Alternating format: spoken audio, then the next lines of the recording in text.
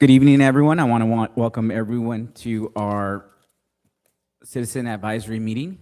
And with that, I'd like to ask our Commissioner if she could please lead us in the Pledge of Allegiance.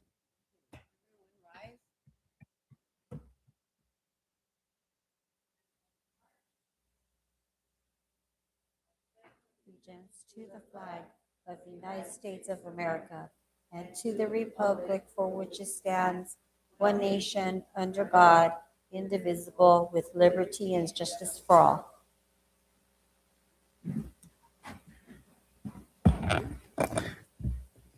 Roll call. Chairperson Gonzalez, Here. Vice Chairperson Cepeda, Here. Committee Member Castillo, Present. Committee Member Zavala, Present. Committee Member Delgado, Committee Member Martinez, Present. Committee Member Mendoza, Committee Member Janer, Committee Member Gonzalez. Agendas are drafted to accurately state what the legislative body is being asked to consider. The legislative body can take action on all items listed on the agenda and can be in compliance with open meeting laws.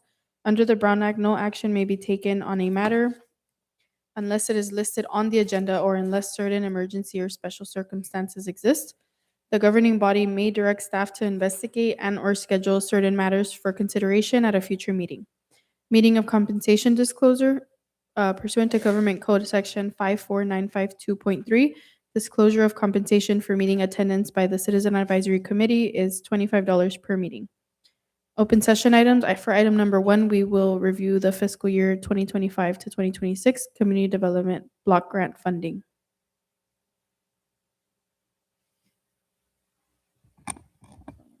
Do we have a presentation? Good evening, Chair and committee members. We will have several presentations from the different organizations that apply for CDBG funding for fiscal year 26-27. But I wanted to let you know that the California Latino Leadership Institute that applied for the Southgate Chamber Internship Program withdrew their application. So they requested $33,000, but they are withdrawing their application.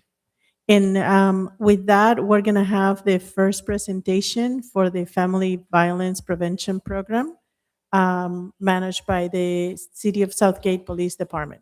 Thank you. Oh, you have a PowerPoint? Yeah. Let me give it to you.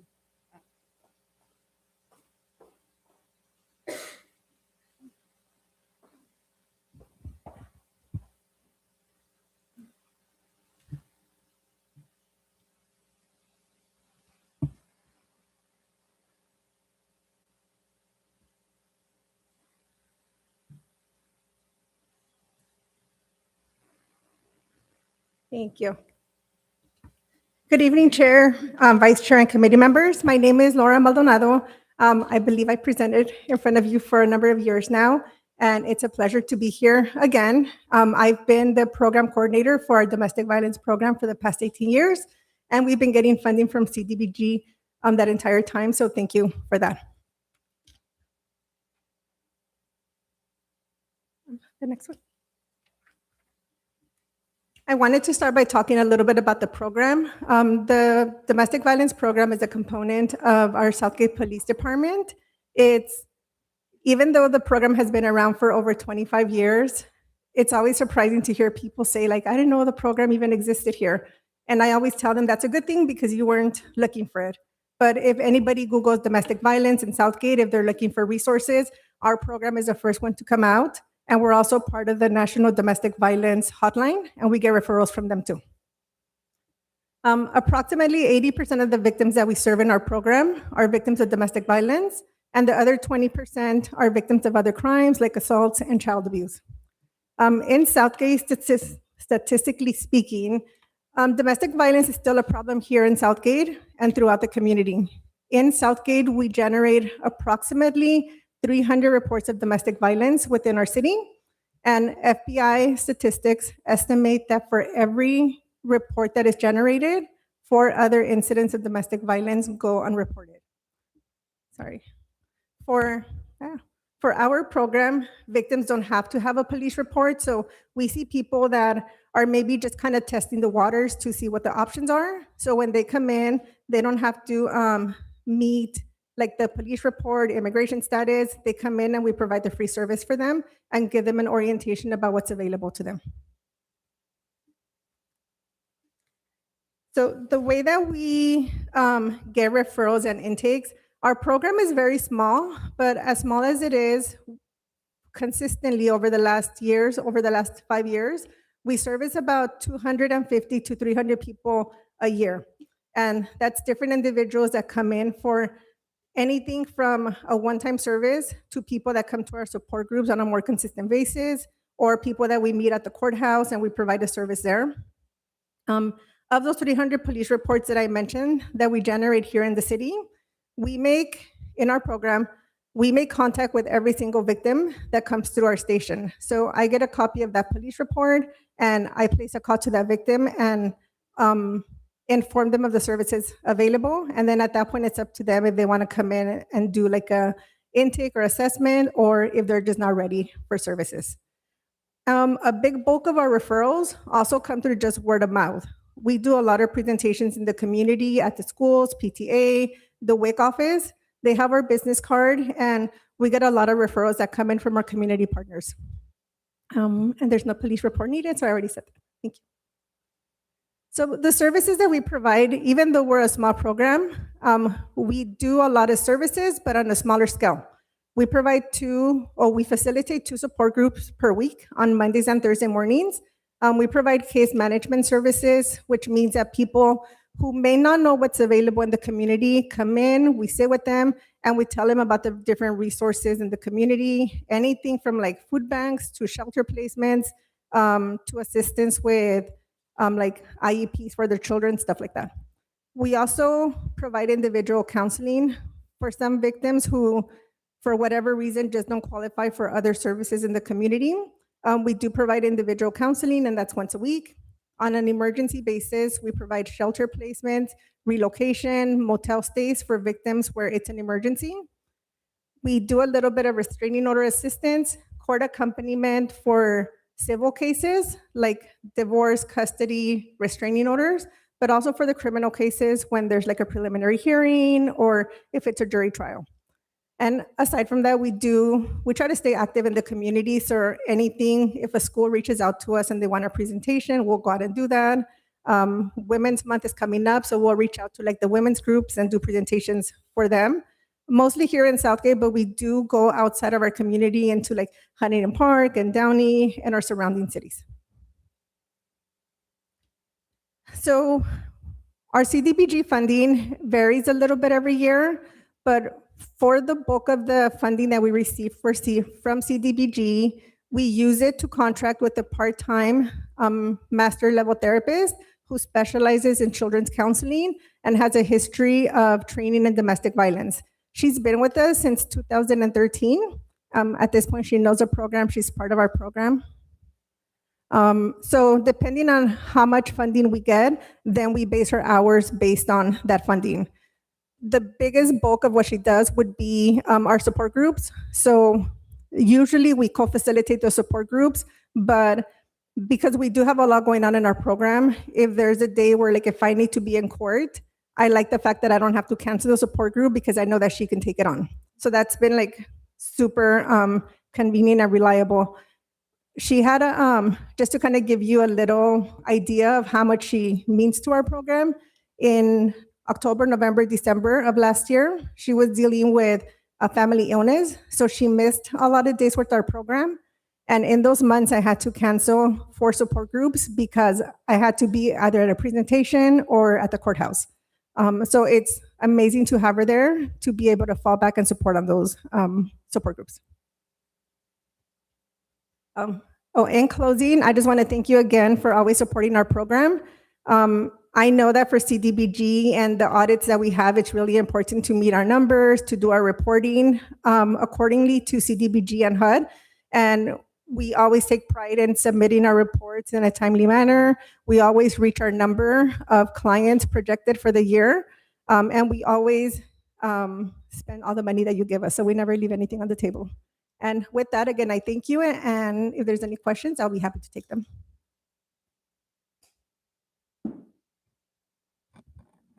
Any questions from the commissioners? I just want to make a comment, Mary Castillo. You always do an excellent job. We hear the turnouts. We've had presentations. You've had witnesses here, and you've always been very supportive for our community. So thank you. Just wanted to Thank you. I make appreciate that that. comment.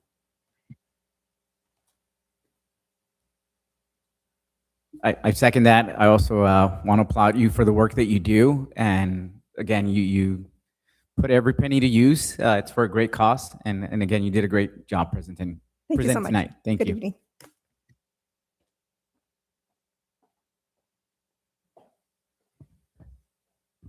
Okay, our next presentation is the graffiti abatement program that is managed by the Public Works Department.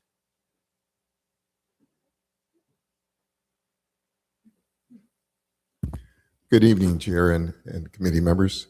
My name is Osi Arell. I'm the Public Works Electrical and General Maintenance Superintendent, and I'm here to present to you the graffiti abatement program. The program has been in existence for over 40 years. It's a great program, and the funding that you've provided for us over those years has go a long way in helping us to achieve the goals. The goals of the program are to enhance safety, quality of life, and economic development within the city of Southgate. So what I'd like to do is just share a few highlights of the program tonight, then see if you have any questions. So here this slide talks about the vital services that the program provides. And here we talk about the deterrent of vandalism on public and private buildings, enhanced again public safety. We look at the program as something that is not just painting graffiti, but it's really about the elimination of blight and the deterrent of vandalism. So with that, there's improved community and property development, along with, again, as I said earlier, contributing to the economic development. Over the past 20 years, Southgate has been very intentional about the development within the city of Southgate. And this program helps to come right alongside that with a few other programs like code enforcement and the police department as well. Next slide. Here is a description of how that program is structured. So we have 6 single-person crews. We cover 7 days a week.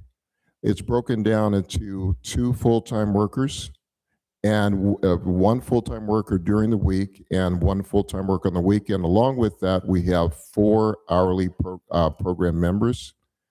In order to get that achieved, we have 5 specialized trucks. Those trucks, as you see right there, especially the bottom slide, a picture, it gives you a really good idea of how that truck is equipped. When the teams go out, they basically have everything they need in order to take care of whatever they come across or what's been called in. Again, the program is mobilized 7 days a week, and 4 crews Monday through Friday and 2 crews on the weekends, Thursday through Sunday. Next slide. Here it talks about how we receive our notifications. So they come in from the various departments, the residents, and like yourselves, business owners. Our goal is to abatement of graffiti within 24 hours, Monday through Sunday. And the way we receive some of that is online applications. We do have that now in place, and also a 24-hour hotline.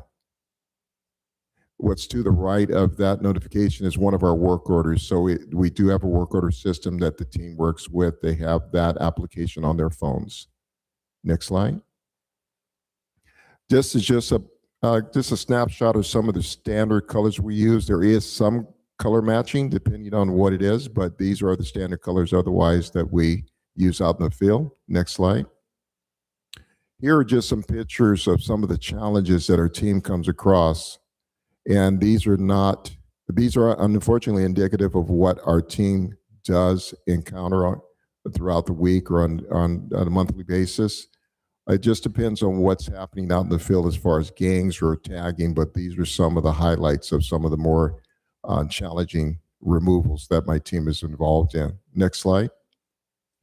Here, again, gang graffiti. What's really important here for the program is that anytime you can see that right there to the right bottom, you can see, and even to the left, you can see where graffiti has been crossed out.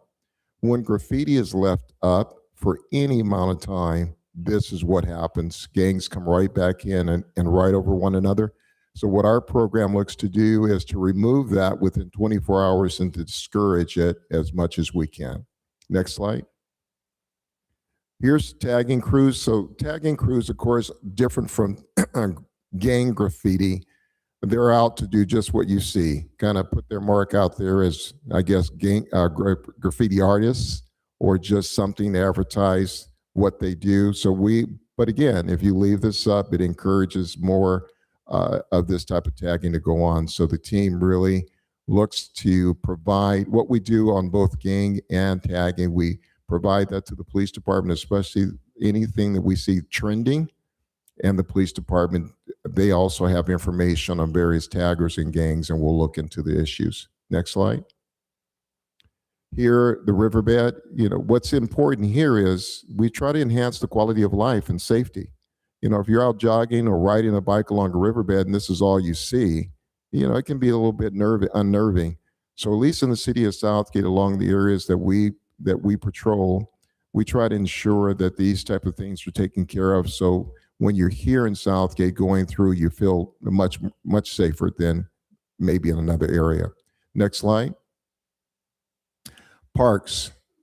A lot of investments going into parks. We just opened up Urban Orchard here on the east side of town. We've enhanced two new parks, or renovated two parks, Hollydale Community Park and Circle Park.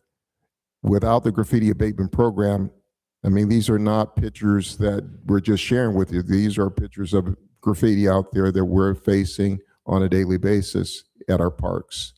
Next slide.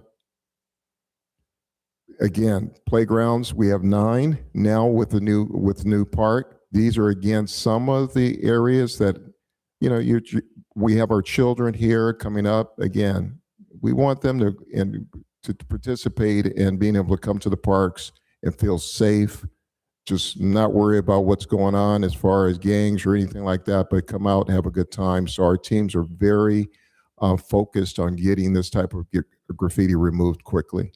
Next slide.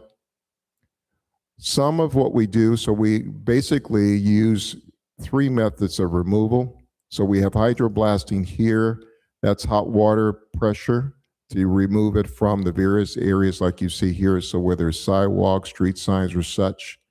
We also work with, down here on the right, and that's an actually older picture, but right, that we work with the various contractors in our city, vendors and utility groups as well. And we hold them responsible to come out and take graffiti on their various items as well. But hydroing is one of our methods. We use chemical removals, and we use paint as well. Next slide. Here is just a couple of before and after pictures. We didn't replace on the Tweedy side. We will do that next year, but especially with what's happening in graffiti, on Tweedy Boulevard, we just spent quite a bit of money out there. And so we want to keep it looking very nice. And so here you have a couple of before and after shots of, again, both commercial and neighborhood areas. Again, public and residential. So, and this is not just something that's, odd here. When gangs in certain areas or taggers are in areas, they're just, especially taggers are walking, they're just tagging. Gangs generally are highlighting areas. And so that's where you see these block walls on your left. And you see some of the crossing outs, or you see the arrows going down. These are all communications from one gang to another, or about area and territory. So again, our teams are out there within 24 hours. Our goal is to remove it. Next slide. So we have 19 census tracts in the graffiti abatement, in the CDBG area over 7.5 miles that we take care of. The highlighted yellow are those 19 census tracts that the team takes care of on a daily basis. We take care of the entire city, but CDBG focused, this is 19 census tracts. Next slide. Here you have the graffiti abatement program as it was presented for this fiscal year that we're on the second half of the year. You can see the approved funding by CDBG and how that, along with the city's general fund, helps to enhance or support the program. Next slide. These are some of the accomplishments. So you can see we abated over 1 million square feet of graffiti. Could you imagine that? And I'm not just saying that. Could you imagine that without a robust program, 1 million square feet of graffiti out in your city? I mean, that's really what we removed right there, over 1 million square feet. Next slide. Any questions?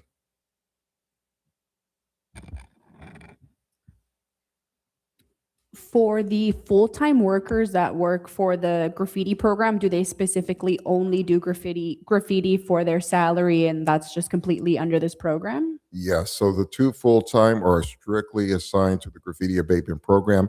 The reason for that too is that when we bring even the hourlies on, we want a focus on the program, so they learn the program, they learn their neighborhoods, they learn the community, they learn the gangs, they learn the taggers, they become familiar with the code enforcement officers, the police department. So that gives us just a better overall approach to graffiti abatement. And again, because we're not just painting, and when they come on, we tell them that this is not just about painting. We can get someone to paint, but this is about something about graffiti abatement and blight removal.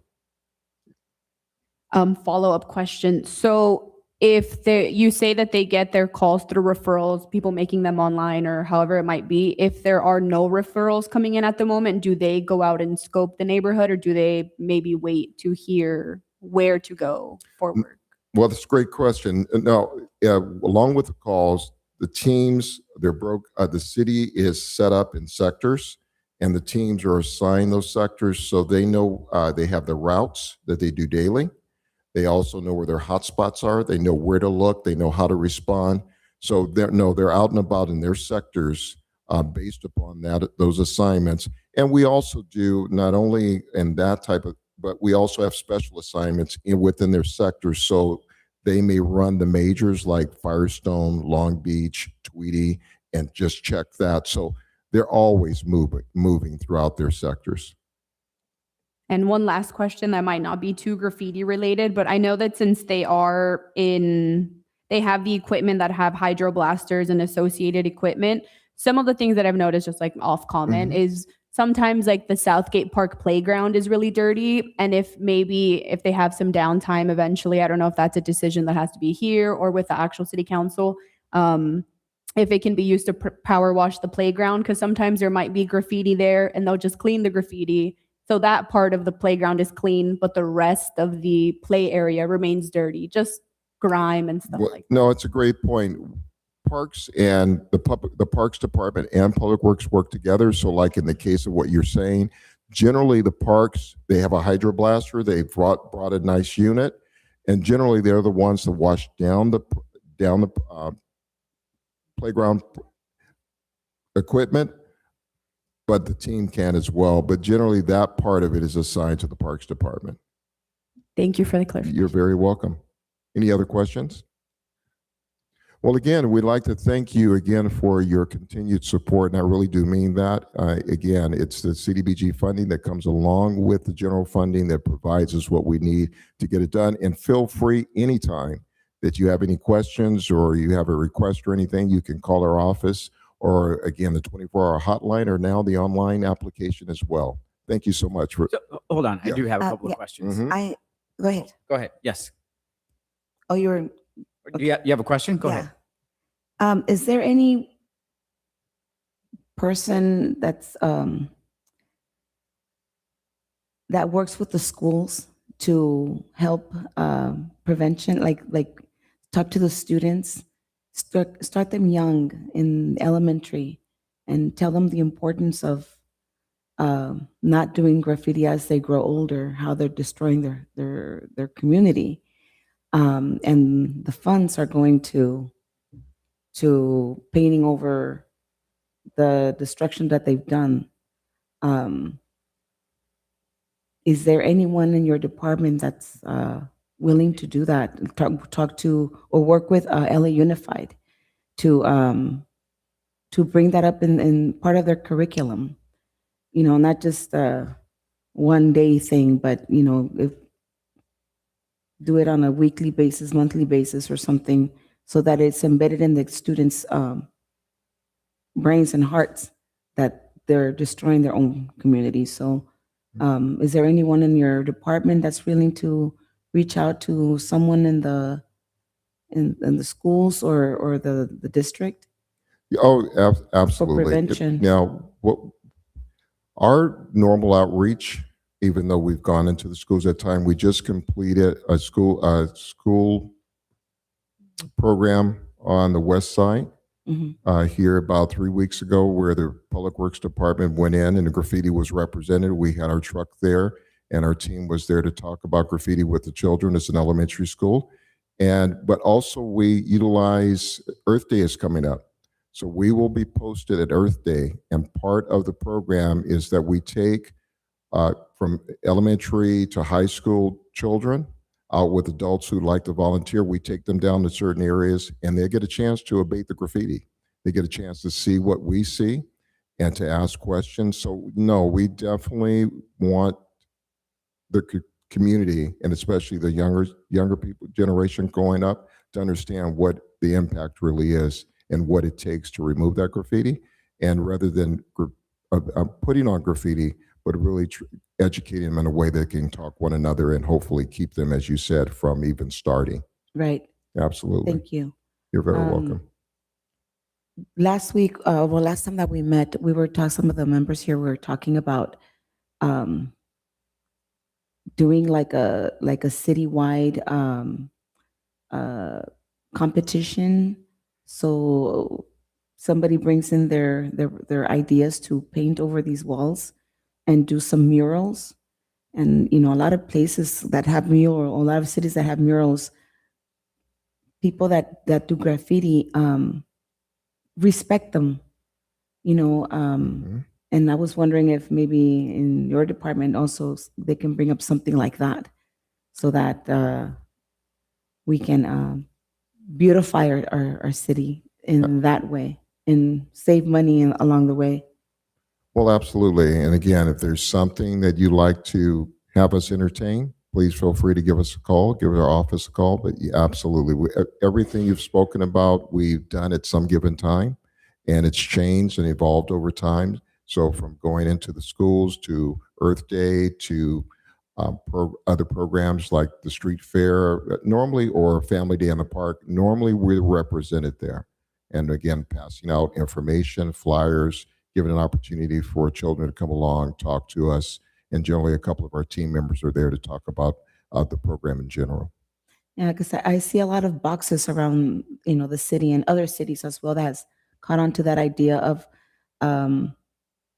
artists paint over them, and Yes. they've been respected. Absolutely. I haven't seen much, at least I haven't seen much tagging on any of that property.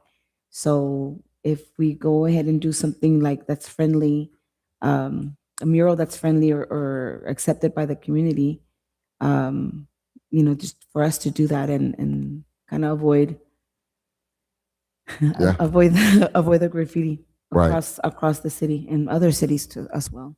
No, and like you said, we've done some wraps. You notice on Tweety, on some of the traffic signal cabinets, we've done wraps there and in a few other places. And you're right, it does really help to keep down on graffiti and to provide, I guess, some respect from those that tag. I didn't know there were wraps. I Yeah. thought there somebody So actually came and painted. We did. We did. We recently, with the enhancement project on Tweety, we actually replaced the older traffic signal cabinets. Now those cabinets were actually painted by an artist, but now the manufacturers themselves, understanding what you're saying, they've come out with a wrap now. And so we helped design the wrap, And those that you see are very familiar or similar to what was on there before. Yeah. Any other questions? Yes. Prevention. What is being done for those hot spots to ensure that it doesn't continue to happen? We work with a crime impact team. So if we see a pattern of any type of gang graffiti or tagging, we will take photos and pass that along to the CIT team, and quick turnarounds. Okay, because if it's not going to be up more than 24 hours, unless they're just trying to, what they've learned here in the city of Southgate is they can get it up and post it for a moment, but it's going to be gone. But if they are that insistent, it goes up, we take it down. And normally that will discourage most from coming back around. And as far as other ways in which we're proactive, some areas we use anti-graffiti film that we can then remove. We use certain type of, not the film, but certain type of coatings, so that rather than having to paint over, we can come in and just use a hydroblast or warm water and some chemicals. So those are generally the areas, and just again, community information to the community. I mean, I would like to see some kind of social media campaign showing the cost of this, right? Especially as the city is facing a deficit and we're spending almost $1 million on graffiti removal. Right. I mean, that can all go back into other services, whether it's roads, whether it's community services. Again, I mean, you guys are doing great work. Don't get me wrong. But I think if people pay a little more attention of what is going on around the community and what it's costing us, maybe they'll pick up the phone and report as it's happening, as opposed to calling you guys and then addressing the issue after the fact. Right. And one of the things that has increased some cost is that I guess it's been about 5 years ago, the council really came along and said, hey, look, we'd like the city enhanced in terms of graffiti abatement, and they utilized Downey as one of the examples that we talked about. So we got together and said, well, what is it that you're looking for? And out of that conversation, we developed what we felt was the type of program to keep it at that level. And that's why we're 7 days a week now. That's why we have 6 teams now, because we're doing a lot of abatement. I didn't mention that, but a lot of preemptive work through just going out and covering Tweedy, covering Firestone, not just going to hotspots or not just responding, by covering parks, but being there actually cleaning it up without even receiving calls. So, Thank you. all right, you. you're welcome. Mary Castillo, I just wanted to say thank you for the extraordinary job the team does. I have seen hotspots that they are there one day, and that same day or the next day, it's clean, and they do communicate with our crime impact team, so they work together. So at least they know who is in the area and try to monitor, and hopefully, they don't come back and do cross-offs, but you do a wonderful job. Thank you. And they're quick. Thank you. And again, I'd like to thank the committee again for your support. And as you said, sir, I mean, our goal is, as you said, to sometimes work ourselves out of a job, because that's what this is about. So, but thank you for your support. We appreciate it. And thank you for your service. Again, I second what you just said. I've seen it myself where I reported something to your crew, and within a couple of hours, they come in, they clean it up, and it's gone. Oh, I appreciate that. And I will definitely relay that to the team. One final question, if Mhm. mine is the final one. So there is an increase of about $50,000 that is being requested, and in the project details, it gives a summary of what you do, the tools you have, but it doesn't really give what those extra $50,000 will be used for. It says it will help kind of keep your weekend operation. So is it, if the extra budget is not increased, you'll cut hours, or kind of what is that? extra Right. So $50,000? that extra cost really goes into what it takes to maintain the level of service that we have. So 7 days, because at one point we had Monday through Friday. So sometimes Mary knows this, from Friday after we leave until Monday when we come back in. Those are the types of patterns. The reason we went to 7 is because those are the type of patterns that the gangs and taggers know, and they wait for those times, right? So yes, but we're right at that level. We're monitoring it. We monitor our budget mid-year as well. We see how we're trending, and we are looking only for what is necessary to maintain the level.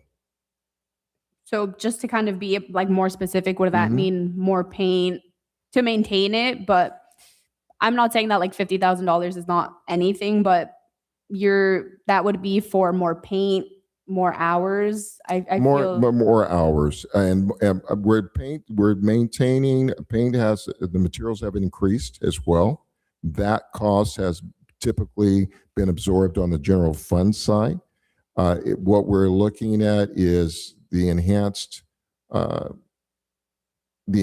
hours in terms of the added team members.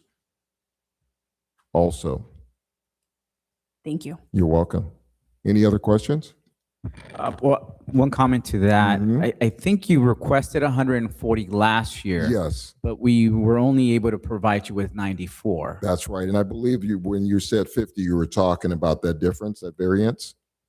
Yeah, right. Yeah, so last year they did request the same amount, but we didn't have enough in the pot to give Right. them, so we gave them less.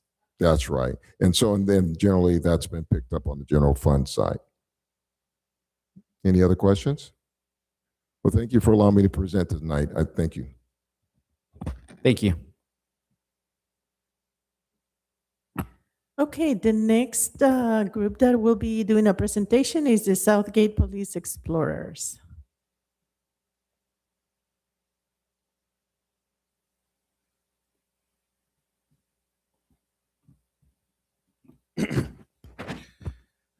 Good evening, Chair, Vice Chair, and committee members. My name is Field Training Officer Jose Gonzalez, and I am one of the Southgate Police Explorer Advisors. I am here today on behalf of the Southgate Police Explorers. The Southgate Police Explorers has been a law enforcement gateway for the youth of our community for decades. Our program provides learning and development opportunities for the youth in our community seeking to understand our profession. Our explorers play a crucial role in supplementing the needs for our organization while serving our community. These events and details include DUI checkpoints, 20 Miles Street Fair, Santa Cop, Police Navidad, Pageant of the Trees, active shooter training, SWAT training, and many others. Our Explore program is a nonprofit organization that operates on donations and CDBG funds. As a nonprofit organization, our program is financially responsible for providing our explorers with uniform equipment, miscellaneous expenses, Explorer membership dues and fees, meals, the Chandler, Arizona Tactical Explorer competition fees, and many more. Through the years, operating costs associated with the program have increased incrementally. Despite these challenges, our goal continues to ensure that the program is financially accessible at zero cost to as many youth and their families in our community as possible. The payoff for this commitment is measured by the countless number of explorers who have joined our great organization and continue to serve as officers and professional staff. Here are some numbers that I would like to share with you. And these are from post-COVID explorers that have been hired with our police department in different capacities. We have one explorer that was recently hired as a police officer, 4 community service officers, and 1 full-time jailer. The cost for their uniforms, competition, and equipment is as follows. Radios are approximately $3,500. Vests for each explorer is around $400 each. The Chandler Explorer competition is $11,000. Class A uniforms, $300 each. That includes shirt and pants. PT uniforms, physical training uniforms, at around $100. Here with me is Corporal Explorer Alyssa Romero, and she will speak a little bit about how this program has benefited her. Good evening, everyone. My name is Corporal Explorer Edo Mero. I'm 17 years old and I've been in the program for 3 years. Our program starts with the academy at El Camino College in Torrance, and it's a 3-month program. And from what I can say from it is that it's very hard.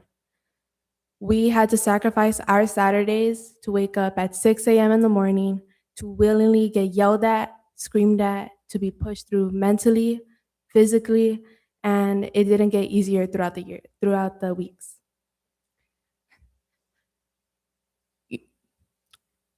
Being able to graduate was one of the most proudest moments of my life. Holding that certificate in my hand, it was a way to think to myself that I did it, that I finally did it. Being able to wear this uniform, tan and green, it was especially because I was the only tan and green in my class of 85. It was a way to tell my DIs that I did it and to exceed their expectations, especially our advisors who volunteered their time to share their wisdom, their duties, and their morals. It showed us that being able to wear this uniform, that we are here to serve our community. We are here to help others in need. And being able to graduate also shows us in car ride-alongs where we get to see their experiences and their day-to-day life as an officer. I am here and I stand with my peers as they also wear the tan and green. We shared each other's fault, and we also helped each other throughout the academy. Being in this program, it changes lives, and I say that with my whole heart. Whether if it's because you don't want to stay in bed all day just rotting, or if you just want to break old habits. Thank you. Thank you. Any questions? No, I just want to invite if any other kids want to come up and say something about their experience, what got them into it, what they feel they're getting out of it, and what they hope to accomplish by completing the Explorer program. Explorer Moreno. Good evening, everyone. I just want to say this program has helped me a lot, especially like losing weight and being able to improve like physically, mentally. It's taught me a lot of self-discipline and how to be a leader. Thank you.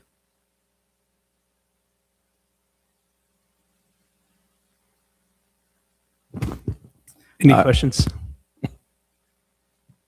Oh, super quickly, what's the lifespan on some of the materials that you purchase for the students, and also how often do you have to replace them?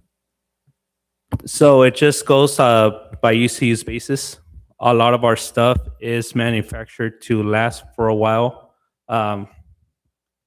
It could be 5 years plus, but a lot of the times explorers, they're young, so they grow out of uniforms, out of vests.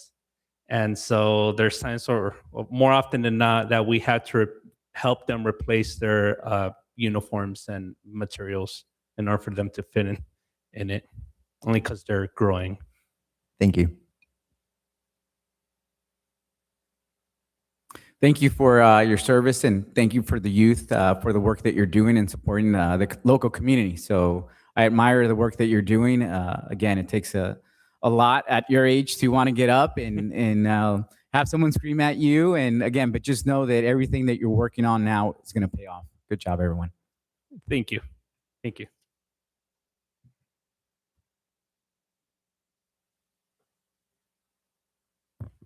Thank you, and thank you for your hard work. And then I also want to say thank you to the officers for the time that you put in to the youth. Again, it's a great program, and I know that you guys put in your time, your money into it. So again, a big thank you to you too. Okay, our next presentation is for the Southgate Home Modification Program.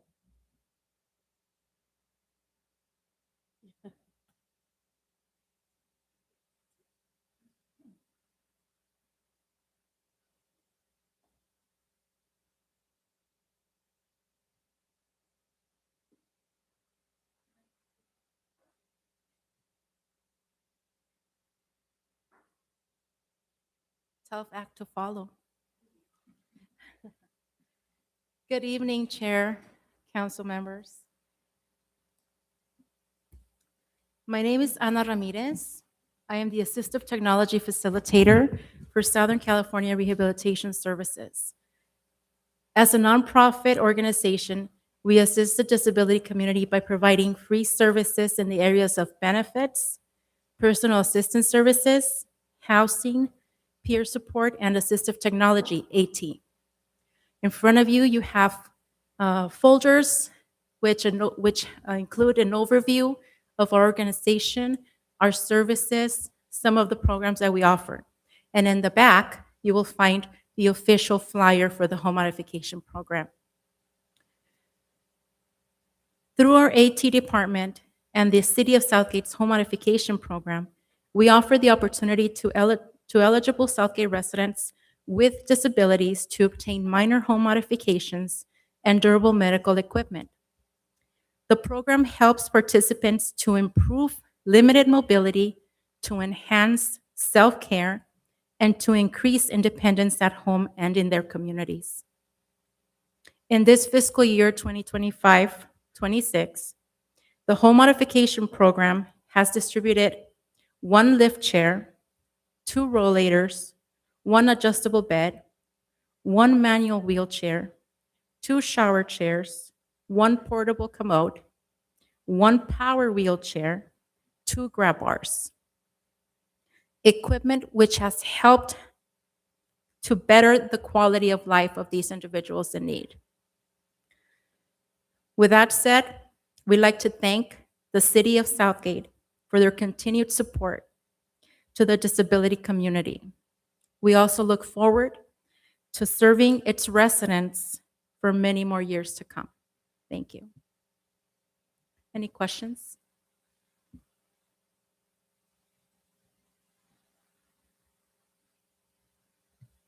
Can you share with us a little bit about the outreach that you do here in the city to let the community know of the different services that are available through your agency? Absolutely. So we are active participants with resource fairs, community events here in the city of Southgate and throughout the surrounding cities. We go to libraries, we go to wherever the community is. So we are out there in laundromats, bakeries, wherever it is. I personally do door-to-door outreach, and a lot of it is just word of mouth. As you already know, this program has been in existence for over a decade, and it's just your neighbor telling your other neighbor, telling your cousin, telling your mom, and telling grandma. And so a lot of the time it's just word of mouth.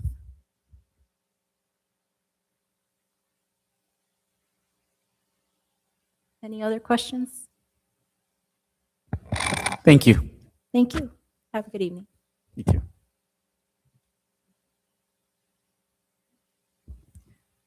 Okay, the last presentation that we have is for a non-public service grant for the Southgate Women's Business Center.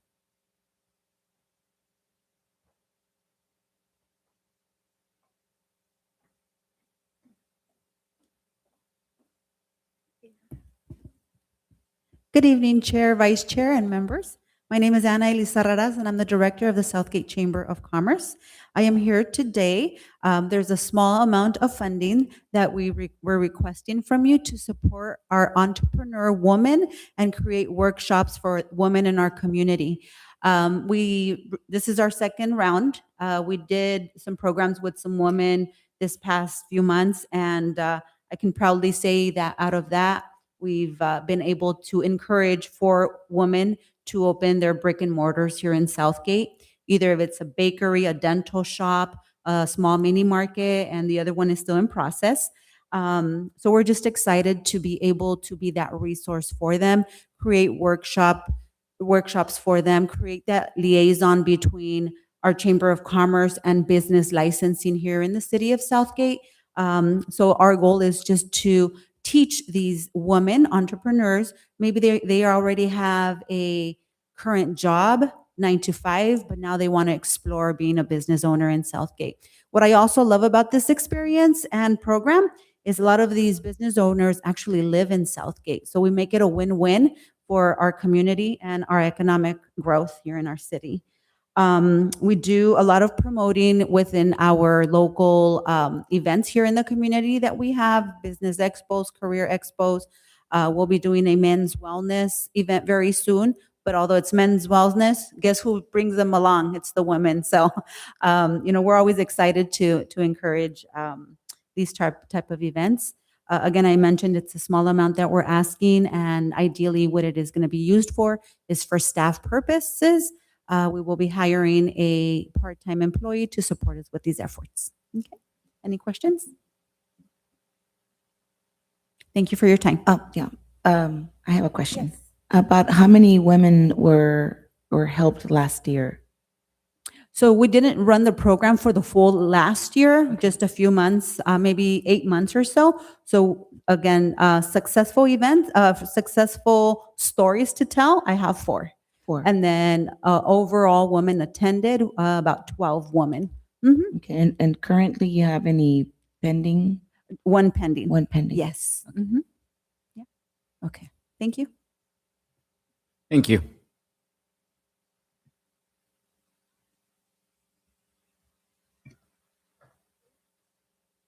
That concludes the presentations.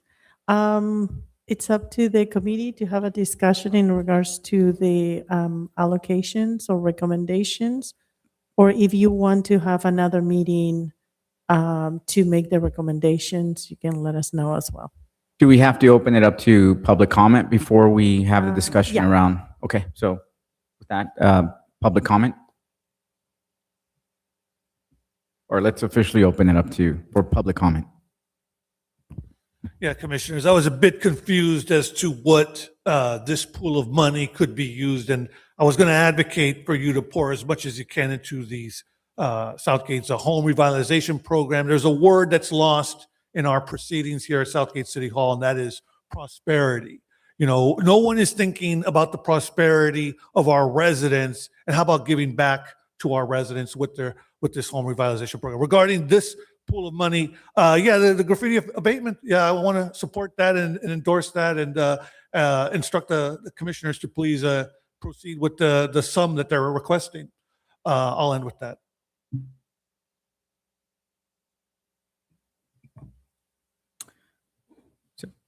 Any other public comments?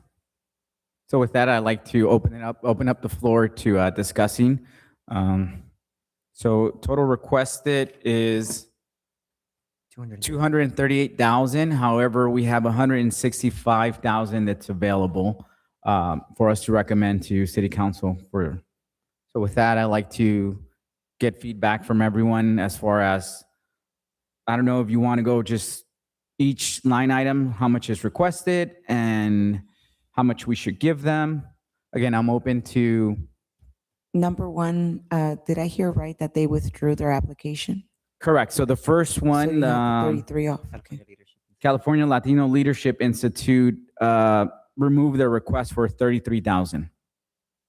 So with that, yes, to your point, we have 203,000 that's being requested.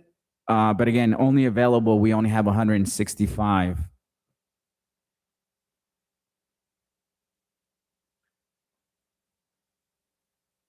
What's the balance? It's about 30 something. How much are we over? 30? 40? So what I'm proposing, and again, I don't know if I have a number in my head of what I would like to allocate everyone, but I want to be fair and be democratic and open up the floor and see what everyone, or do you guys want me to walk you through it, what I think, and we have a discussion? Does that work? Yes. I see that the graffiti abatement functioned just fine with 94, maybe a little bit more this year because of the increase of the supplies. They went over what, 50, like 46,000, Everyone is basically asking for about the same thing. Correct. The ones that went up was the family prevention from the Southgate PD. They went up from 24,895 to 27. What I was going to propose was From that we go 25. ahead and fund. That would ev- be 25, Huh? approximately 25, because closer Yeah, to yeah, 25 than 27. So what I was going to 24. propose is that we go ahead and fund everyone's request. The only one that wouldn't get everything that they're requesting would be the Southgate Public Works Department. So instead of getting the 140, they would get 100. What I would recommend for Southgate Police Department Violence Prevention Program, Mhm. that way we can do the math as we're going along, would be, yes, that way everyone can see it. Yes, so it makes sense to all of us. Yes, Can I 27,000 for add- them. Can I add some information? So just in case the projected cap that we have for public service grants is 165,000. So that's the maximum that we will have, Yeah. available. So just wanted to make sure that you're Yes. aware of that. Okay. Yes. Okay, wait. So the remainder would, no. Wait, no, there should be more No, than that. we should have 100,000 left. Yes. Yes, then the yes, so remainder what would I'm go to proposing, public yes, works. so 100 would go to, I have a question. yes, your question. The question, how much is this CBD funds? 165,000. CB, whatever. it is. CDBG funds, yes. Yeah, how much is the total? It's 165 is what's being estimated. A total of 165,000. Yeah, 1,000. So if everybody gets what they want, will that cover it? That's my question. No. Well, not everyone's going to get what No. they're asking for. Because Everyone, There's not enough money. there's not enough money, correct. So the only ones that would be getting less from those that are remaining that are asking would be the Southgate Public Works Department. Instead of getting 140, they would get 100,000. 100,000. 100,000, yes. So with that, I'd like to also propose that we put a little note in there. If we do end up getting additional funding for it to go to that program. And everything else remains the same on the. Everything else would remain the same, minus the California Latino Leadership Institute because they withdrew their application. What will they get? Nothing, 'cause they withdrew their application. They So canceled their they application. canceled their application. Oh. So that the first one there on your list, Canceled. they canceled it. They withdrew. So also we need to remember that if we receive less funding, we also have to prorate it down, just in case. So we will make a note that if we get more money, we can add it to the graffiti abatement, but if we get less money, it will be prorated. For Correct, all yes. of So I am also proposing, to your point, Carol, is if we get less, then it would come out from what we're proposing for the graffiti abatement program. So you want only to remove the money from the graffiti abatement, not all of them, if we need to prorate it down. That's what I'm proposing, yes. Okay. So you will have to vote on that as well, or include it when you make the recommendation? Well, I'd like to open it up to discussion to my fellow commissioners if they have any comments or any further questions. I'm trying to And do then the- we can take it, trying and to do the then, math. and then after that, I would propose that we take it to a vote. That's the 165, but what about the number one for the non-public service? Is that? That's a separate. Oh, that's Correct, separate, okay. yes. So right now, we're just looking at the public service portion of it. Yeah, I agree. Anything extra will be the one that got less Thank you. than what they asked Thank you for the math.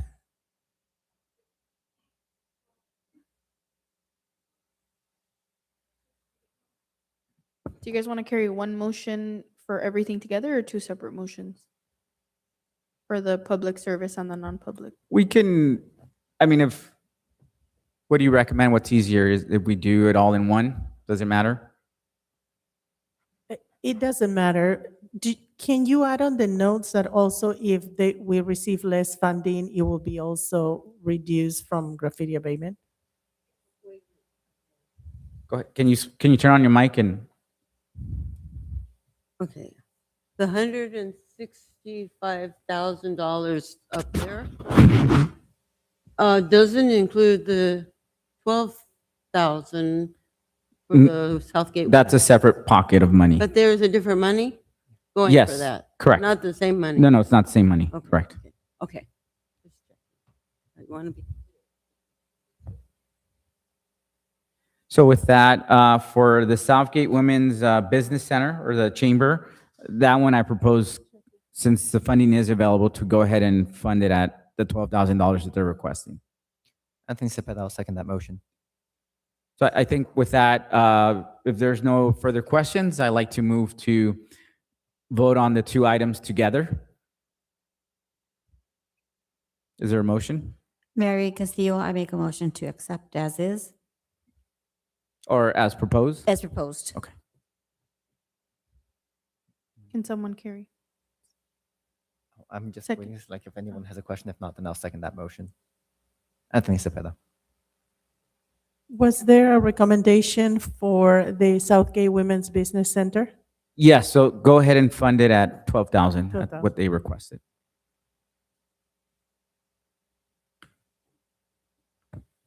Okay. Committee Member Castillo, Yes. Committee Member Zavala, Yes.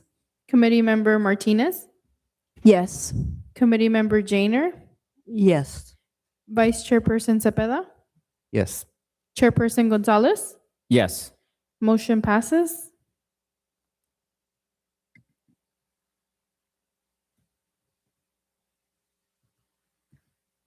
So with that, I'd like to thank our staff here who put this together for us. You make it super easy for us. You put in the numbers together. So I know it's a little later, so let's get you out of here. Thank you so much for your help, and the consultant also.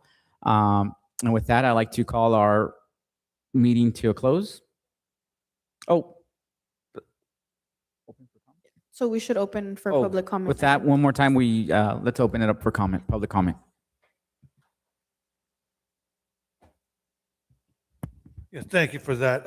The thing I wanted to hit on is I'd like to hear the thoughts of the commissioners of this blunder by our Department of Parks and Recreation. You guys did beautiful work last year of allocating $1.1 million to our Department of Parks and Recreation. I find it despicable that the former director, Steve Costley, within a year's time, roughly about a year's time, on March 11th of 2025, those 6 items go before, that were approved by you commissioners. They go before the city council of the CDBG funds, and he gets handed $1 million on a platter served to him by you commissioners, and he didn't get a single project done or completed in all of 2025. I'm curious to know what your take is, because I've been saying this since forever, that our city hall is truly an operational mess. And this is the proof.